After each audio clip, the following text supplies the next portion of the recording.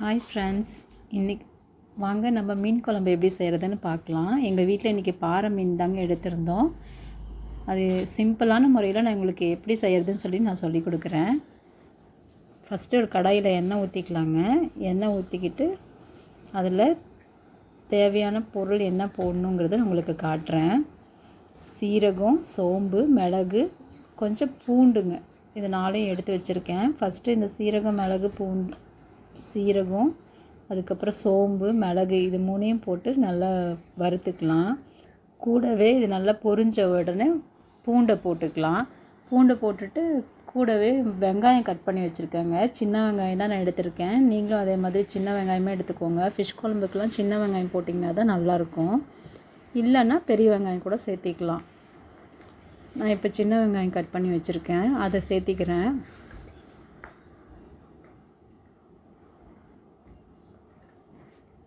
போட்டு நல்லா வதக்கி விட்டுறலாங்க.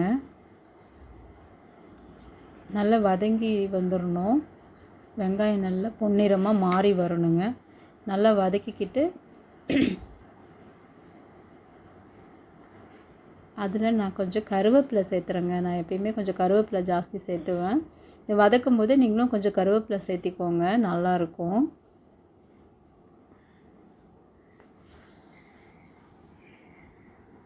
கருவேப்பிலை சேர்த்து நல்லா வதக்கிட்டு வெங்காயம் நல்லா கலர் மாறி வரணுங்க. வர வரைக்கும் வெயிட் பண்ணிவிட்டு அதுக்கப்புறமா நான் வதங்கினதுக்கப்புறம் என்ன பண்ணுறேன்னு உங்கள்கிட்ட சொல்கிறேன்.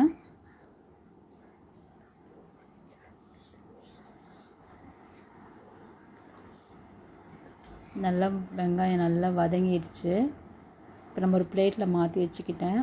அதுக்கப்புறம் ஒரு மிக்ஸி ஜார் எடுத்து நல்லா ஆறுனதுக்கப்புறம் மிக்சியில் போட்டு அரைச்சிக்கலாம். நம்ம வதக்கி வச்சுருக்க வெங்காயம், சீரகம், சோம்பு, மிளகு, கருவேப்பிலை இது மட்டும்தான் போட்டு மிக்சியில் மாற்றிட்டு தக்காளி எடுத்து வச்சுருக்கேங்க. நான் ஒரு 4 தக்காளி எடுத்து வச்சுருக்கேன். இது நாட்டு தக்காளிங்கிறதுனால கொஞ்சம் புளிப்பாக இருக்குது. சின்ன தக்காளிங்கிறதுனால நான் 4 தக்காளி எடுத்துக்கிட்டேன். பெருசாக இருந்தால் நீங்கள் ஒரு 2 தக்காளி போடுங்க போதும்.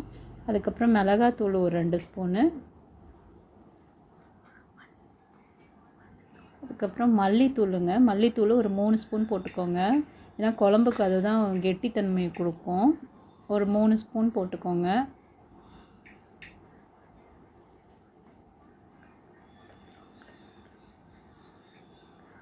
அதுக்கப்புறம் மஞ்சள் பொடிங்க. மஞ்சள் பொடி சும்மா 1/4 டீஸ்பூன் போட்டிங்கன்னா போதும், அவ்வளோதான். இதை மட்டும் போட்டுட்டு நம்ம நல்லா நைஸாக பேஸ்ட் மாதிரி அரைச்சி எடுத்துக்கணுங்க. நான் அரைச்சிட்டு உங்களுக்கு காட்டுறேன் எப்படி செய்கிறதுன்ட்டு.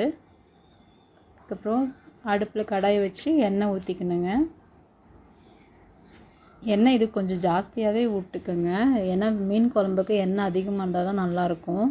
நான் இன்றைக்கி நல்லெண்ணெய் இல்லைங்க என்கிட்ட, அதனால் நான் நல்லெண்ணெய் ஊற்றலை, நார்மல் ரீஃபைண்ட் ஆயில் தான் ஊற்றுறேன். நீங்களும் அதே கூட போட்டுக்கோங்க. எண்ணெய் நல்லா காஞ்சதுக்கப்புறம் அதில் கொஞ்சமாக வெந்தயம் போட்டுக்கிறேன். ஒரு 1/2 டீஸ்பூன் போடுங்க போதும். வெந்தயம் நல்லா பொரிஞ்சு வந்ததுக்கப்புறம் கடுகு போடுறேங்க. கடுகு அதே மாதிரி ஒரு 1/4 டீஸ்பூன் மட்டும் போடுங்க. இது நல்லா ரெண்டும் உடஞ்சி வரணுங்க. பொரிஞ்சு வந்ததுக்கப்புறம்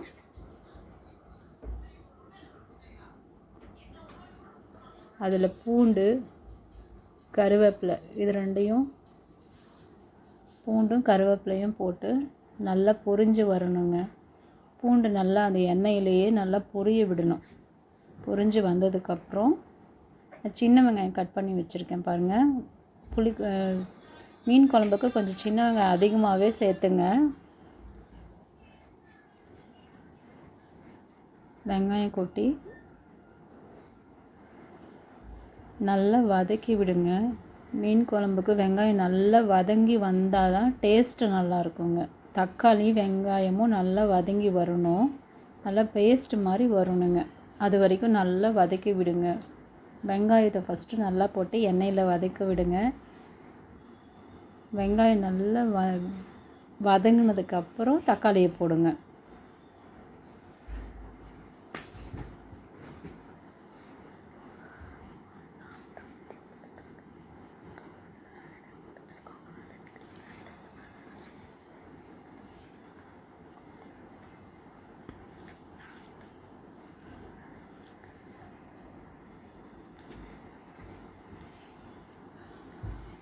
நல்லா வெங்காயம் வதங்கி வந்துடுச்சுங்க. இப்போ நம்ம இந்த ஸ்டேஜில் கட் பண்ணி வச்சுருக்க தக்காளி போட்டுக்கலாம்.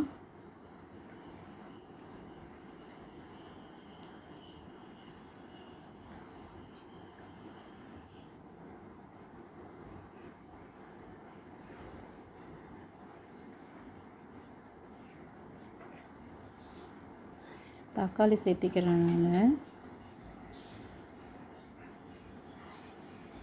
தக்காளி போட்டு நல்லா வதங்கணுங்க. நல்லா தக்காளி நல்லா மசிஞ்சு வர அளவுக்கு வதங்கணும். தண்ணி விடாமல் நல்லா மசிச்சு விடுங்க. அதில் ஒரு 1/4 ஸ்பூன் மிளகாத்தூள் போடுறேன் நான். அதுக்கப்புறம் ஒரு குட்டியாக மஞ்சத்தூள் போடுறேன். அதுக்கப்புறம் உப்பு சேர்த்துக்கலாம். வெங்காயம் தக்காளி வதங்கி வர்றதுக்கு உப்பு சேர்த்திங்கன்னா சீக்கிரமாக வதங்கி வந்துடும். அதனால் நான் உப்பு சேர்த்திருக்கேன்.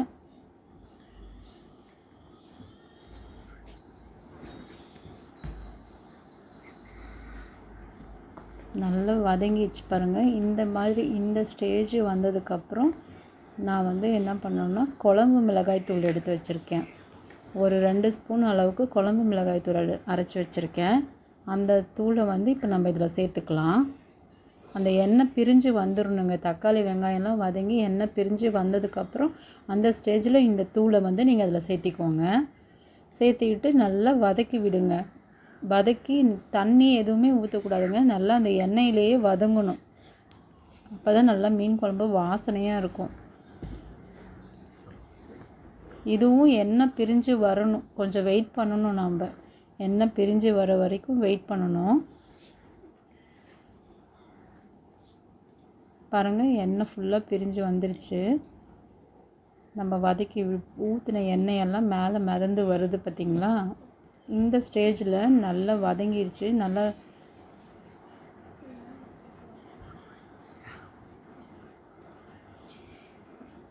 தக்காளி எல்லாம் மசிஞ்சு வந்துருச்சு பாருங்கள். இந்த ஸ்டேஜில் நம்ம அரைச்சி வச்சுருக்கோம் இல்லையா, இந்த வெங்காயம் தக்காளி பேஸ்ட்டு வச்சுருக்கோம் இல்லையா, வதக்கி அரைச்சி வச்சுருக்கோம்ல, அந்த வந்து நம்ம இப்போ இதில் ஊற்றிக்கலாம்.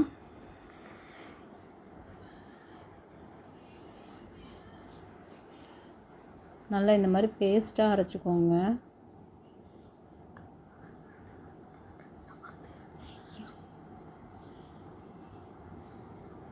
இப்போ அந்த எண்ணெயிலேருந்து சாந்தையும் நல்லா பரட்டி விடுங்க.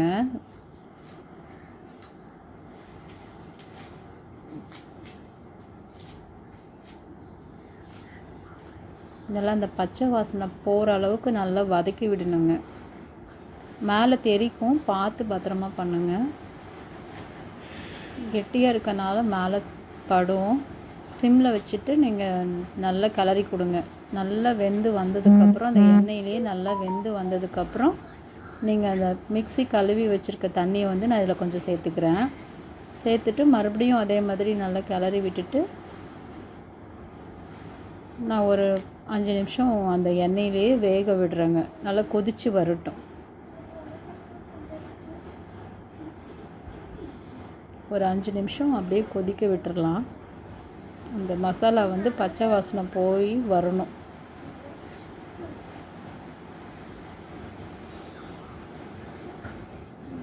நல்லா ஒரு 5 நிமிஷம் ஆயிடுச்சு. நான் மூடி வச்சுக்கிறேன். அது நடுவில் புளி ஊற வச்சுருக்கேன். புளி தண்ணியில் ஆல்ரெடி போட்டு ஊற வச்சுருக்கேன். ஒரு சின்ன சைஸ் புளி எடுத்து ஊற வச்சுருக்கேங்க. நல்லா ஊறிச்சு. இந்த ஸ்டேஜில் வந்து நான் வந்து நல்லா கரைச்சி எடுத்து வச்சுக்கிறேன். இப்போ மசாலா நல்லா வெந்து வந்துருச்சு. பச்சை வாசனையெல்லாம் போயிடுச்சு. இந்த ஸ்டேஜில் வந்து நான் கரைச்சி வச்சுருந்தேன் இல்லையா, அந்த புளியை வந்து நான் இதில் சேர்த்திக்கிறேன். புளி ஆட் பண்ணிவிட்டு உப்பு காரம் இதெல்லாம் கரெக்டாக இருக்கான்னு செக் பண்ணிக்கோங்க.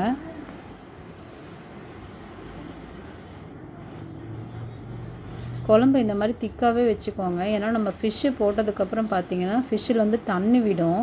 நீங்கள் வைக்கும் போதே தண்ணியாக வச்சிங்கன்னா குழம்பு இன்னும் தண்ணியாக போயிடும். கொஞ்சம் கெட்டியாகவே வச்சுக்கோங்க. இப்போ வந்து உப்பு காரம்லாம் செக் பண்ணிக்கிறோம். செக் பண்ணிக்கோங்க. இப்போ நமக்கு தேவையான அளவு தண்ணி ஊற்றிக்கிங்க. தண்ணி ஊற்றி நல்லா கொதிக்க விடணும். இந்த புளி ஊற்றிருக்கோம்ல அதோட பச்சை வாசனை போகிற அளவுக்கு கொதிக்க விடணும். கொஞ்சம் உப்பு மட்டும் கம்மியாக இருந்தது, காரம்லாம் ஓகேவாக தான் இருந்தது. அதனால் உப்பு மட்டும் நான் சேர்த்திக்கிறேன். இந்த ஸ்டேஜில் பார்த்தீங்கன்னா நீங்கள் தேங்காய் வேணும்னா அரைச்சி தேங்காய் பால் கூட ஊற்றிக்கலாம் நீங்கள். நான் இன்றைக்கி தேங்காய் எதுவும் போடலைங்க, அப்படியே தான் அரைச்சி வச்சுருக்கேன். கொஞ்சமாக தான் பண்ணினேன், அதனால் தேங்காய் எதுவும் போடலை.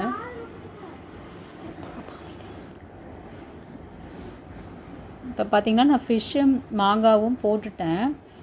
இந்த ஸ்டேஜில் நான் என் பையன் தான் வீடியோ எடுத்துகிட்டு இருந்தான். அந்த கிளிப்பிங்கை வந்து எடுக்க மறந்துட்டான்.